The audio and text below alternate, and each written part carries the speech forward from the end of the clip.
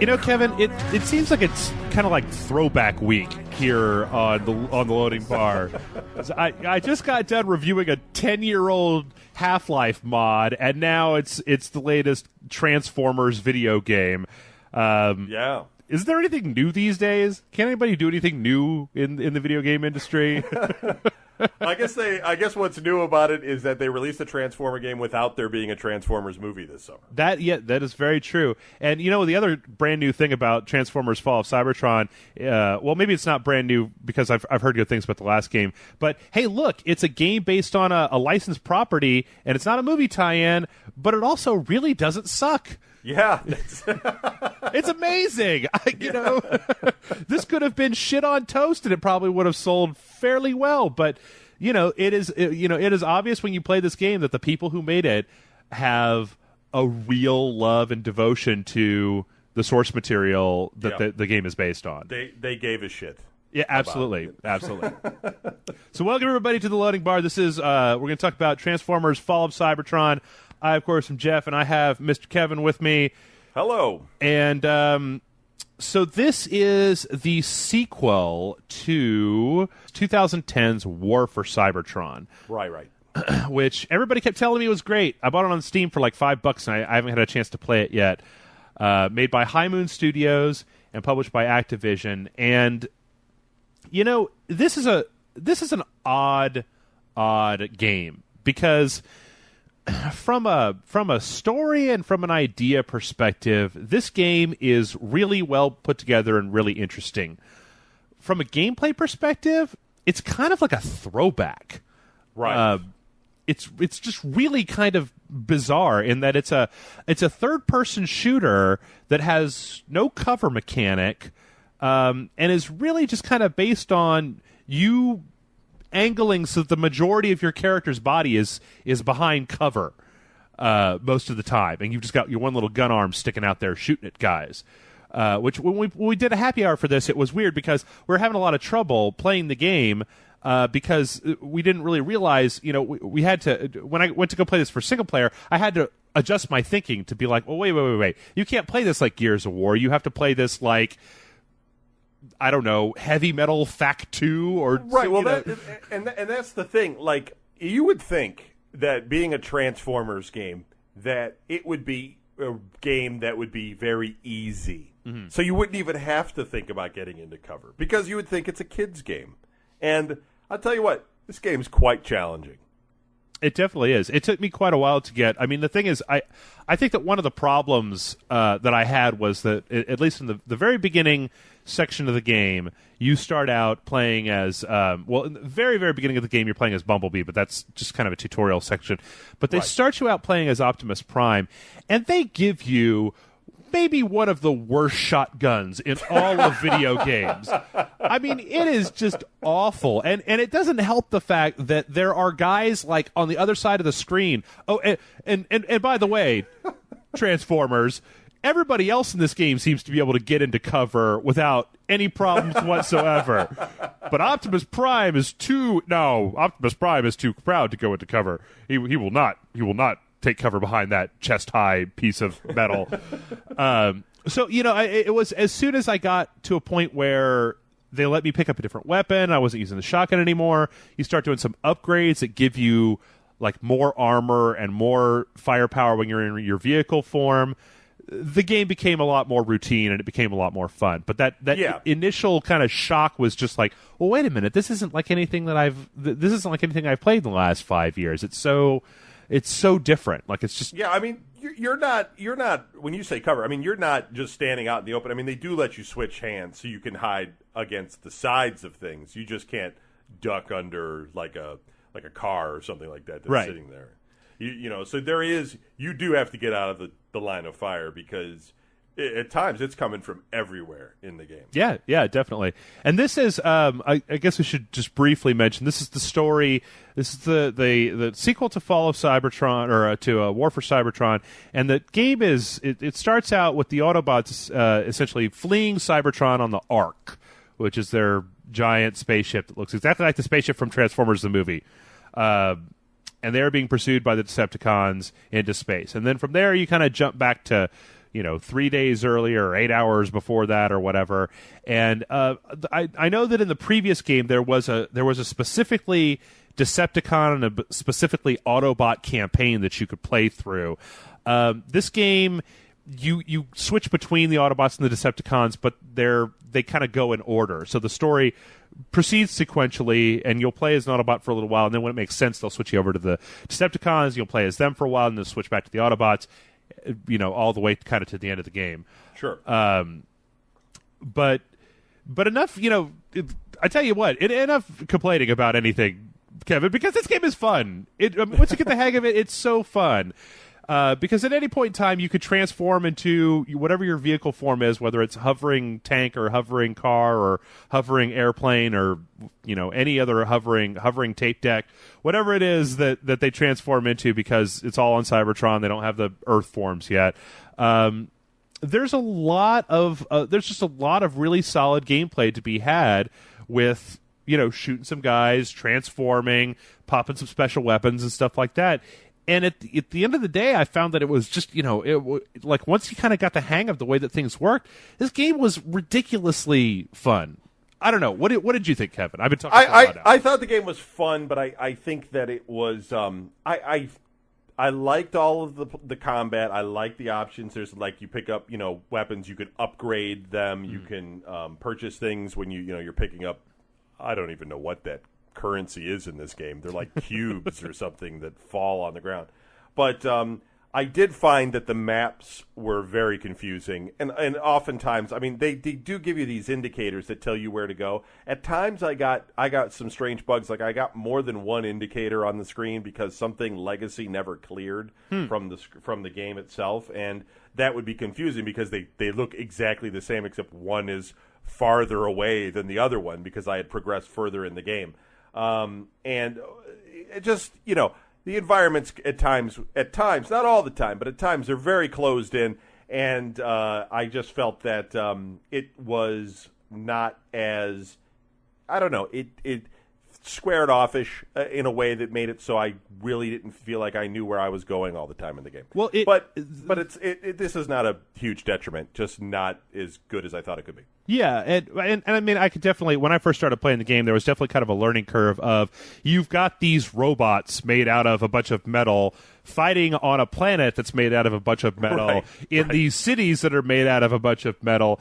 It takes a little bit of time, at least it did for me, to kind of get for my brain to acclimate to okay, I know what Decepticons look like now, because when I first started the game, I was shooting the crap out of just anything that moved. It was like twitch, I would be blowing it up, especially because there's so much stuff in this game where, even when you're just kind of wandering around, there's pieces of the environment that are moving, and there's shit on your guy's back that's moving, and it's just there is kind of a part of, at least in the beginning, where it could be a little bit difficult to tell what the hell is what, especially when everything also transforms. There's and then very early on in the game, you pull out Metroplex, and this is a city that transforms into a robot. Then you've got these cannons that seem to transform into different things, and I don't know. It just made me wonder about kind of the metaphysical aspects of the Transformers. Like at one point, that was you do something on the wall, and this bridge kind of transforms and forms in front of you. And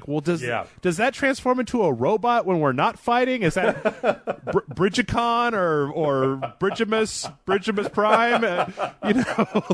How much of this planet is actually a robot that does stuff? Like the differentiation between the named Transformers, the stupid die by the million cannon fodder robots, and then the environments in general. I don't know. There was some parts of it where I was just like, I felt like I was writing my college. I felt like I was a college student. I was just like, man, do you think that all Transformers, do they start as Transformers, or then when they hit puberty, or how does that work? Kind of. Are they made up of smaller Transformers? But yeah. But again, another issue on similar lines. You do transform, and so if you become the car, for instance, you're driving along and you're following along this trail, and you're shooting at the same time. I was never quite sure when to get out of that, and I would find myself driving into situations that were completely not where I should be, like just being surrounded by the enemy and then getting killed, because it never takes you sometimes it does, I should say, but it never felt like I knew when I should transform. Back to being myself and getting into cover, or at least not getting shot at by 100 guys because I drove into the middle of them. But that's again, these are minor things that came up from time to time that just maybe would have been a little bit more fun if it was just spelled out a little bit better. Well, for me, I think that when I was playing, like I said, there was a couple of really early and fairly inexpensive upgrades that made it so that your armor when you were transformed was higher, and that your gun when you were transformed was more powerful. And so I tended to find myself, whenever things started getting a little hairy, transforming and backing up in something. And there's definitely later levels in the game that have, where especially when you get into the Decepticon segments where they have the flying transformers, where you'll definitely need to use that to traverse from area to area. But it was funny because when I first started the game, I found myself wondering, well, I'm this giant hulking robot with this giant hulking robot machine gun on this giant hulking robot planet. Why would I ever want to turn into a truck? Like, fuck that. Especially a truck that's like the same, that comes up to the knees of most of the robots in here. But I feel like they handled that really well. Especially, too, you get into stuff like the Bumblebee and Cliff Jumper, like the smaller Transformers, and you say, well, why the hell would I ever want to be one of these Transformers? Well, they all have, all the Transformers in the game have a special ability, and a lot of the smaller ones have a stealth equipment that you turn invisible, you can go around enemies by driving through these little holes on the floor, which, it helped to vary the gameplay up a little bit and kept it from getting stale. Like, I felt like just about the time that I was sick of the Transformer that I was playing, they would give me a new Transformer with a new set of special abilities. Right, exactly, yeah. There's many things that keep you really interested in this title because of that sort of thing. I mean, they're mixing it up constantly. From the very outset of the game, where you're getting the Cybertron or whatever is getting invaded by all of the Decepticons, and there's the drop ship and the giant guns and the bigger weapons, and then what do they call that huge robot that comes out? Metroplex, and I mean, it's just like they're literally throwing everything at you in this game, like really quickly, and it's making it so it's like you said, it's a lot of fun. Yeah. Well, I mean, it's funny because they have in this game they threw everything from the Transformers except for Unicron at me. Like, that was the only thing they held back. You have Bruticus, one of the giant, multi-transformers. You have Grimlock and the Dinobots, which, that's not a spoiler, it's on the cover of the box. So, Metroplex is right there. He's in level 1. Metroplex is the, guy in level 1. Obviously you've got Megatron in here. Obviously you've got Starscream and that whole thing, and Soundwave and Shockwave and, Cliff Jumper and Jazz. I mean, just everything that you could have wanted out of a game. And I felt like, outside of a couple of nitpicks, like it all hooked together very well. I will say, though, we were talking about this before we started, I will say, though, that I didn't like the fact they got Peter Cullen for Optimus Prime. They didn't get Frank Welker for Megatron. Yeah. Which, it's just such a weird thing, because when I see Megatron, and he's kind of the futuristic-looking Megatron. He's kind of got this taller head. He's a little bit sleeker than he was when in the cartoons. And then he opens his mouth, and it's not Frank Welker. I'm just like, wait, who is that? Imposter! Seize him! Because I would settle for Leonard Nimoy. If they really had to, they could get Leonard Nimoy. I'd be all right with that. I mean, don't get me wrong. It's Fred Tatasciore. I don't know how to pronounce that.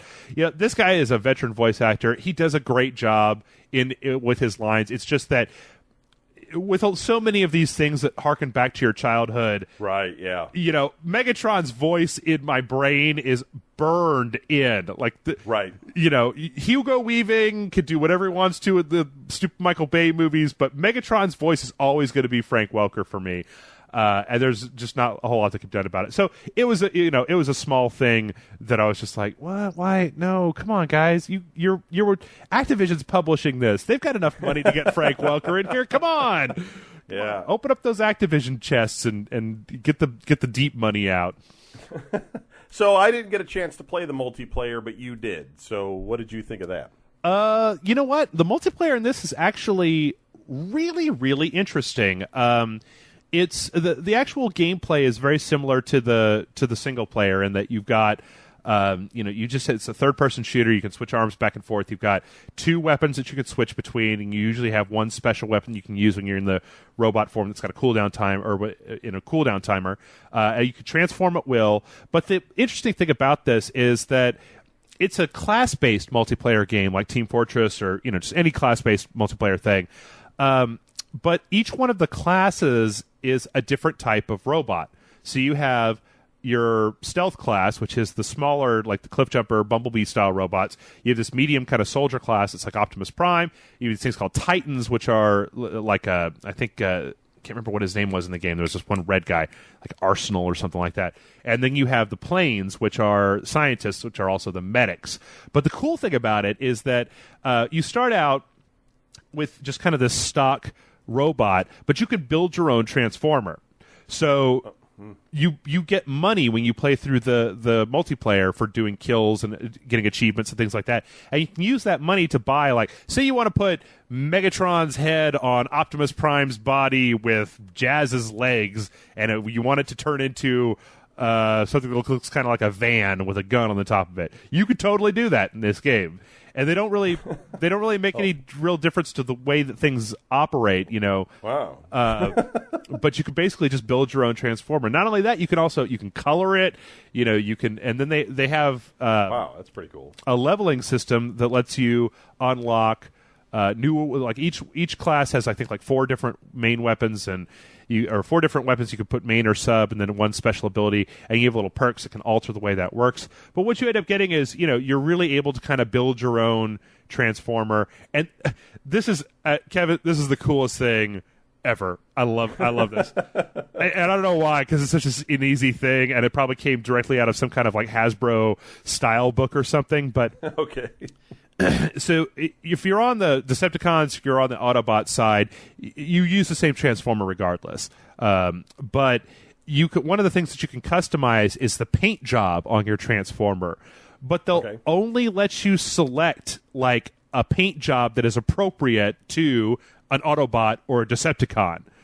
So they let you. The Autobots are mostly like primary reds and greens and blues. The Decepticons are more like purples and grays and stuff like that. Oh, okay. So you can never make a transformer that just looks wildly out of place. It's always going to kind of have that flavor. That bright colors versus the dark evil colors of the Decepticons. Yeah, well, it makes it and it actually serves a significant purpose, because it means that when you look at another Transformer, if you are the sort of person who had these toys when you were a kid, you could look at that and go, that's a fucking Decepticon. Look at that. He's all purple and light green and shit. Like, that's a Decepticon. Which makes it, it actually serves a purpose in the game, which is really cool. There's another mode called Escalation, which is essentially a horde mode, where you get to choose between like the named characters. So in the multiplayer, you kind of build your own character. In the Escalation mode, like when you're playing as the Autobots in the Escalation mode, you'll have Optimus Prime, Ratchet, Bumblebee, and then like one other character, and everybody chooses one of those, and then you basically are just looking to survive wave after wave of combat. It's good. It's it's got a lot of the stuff from Gears of War, where you can buy upgrades in the environment. You can buy new, you could close off areas or call in strikes or make walls to wall enemies out of one side of it, and it was pretty cool. So I definitely think that all that stuff together really adds up to a formidable package. Yeah, it sounds like it. Yeah, when you put the multiplayer in, it really kind of raises the bar. Yeah, especially, what it really comes down to is if you, the listener, are any fan whatsoever of Transformers, of any kind of Transformers, you should probably get this game. Yeah, I'd agree with that. Absolutely. They even go as far as there are certain cutscenes in this game that lift directly out of like Transformers the movie.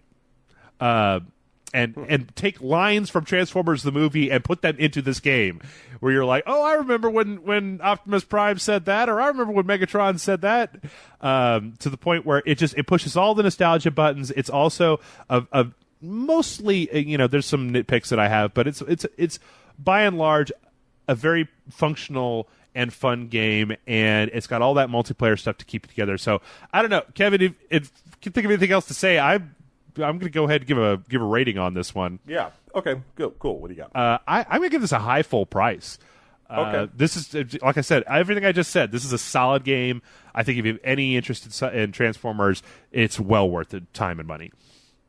Yeah, I guess I would say maybe. I'm going to make you start writing your rating down before we start these. Yeah, I know. I'm with you on a lot of it, but I'm going to give it like a higher like bargain bin type of thing. Okay. So a little bit less than you, just because I just didn't.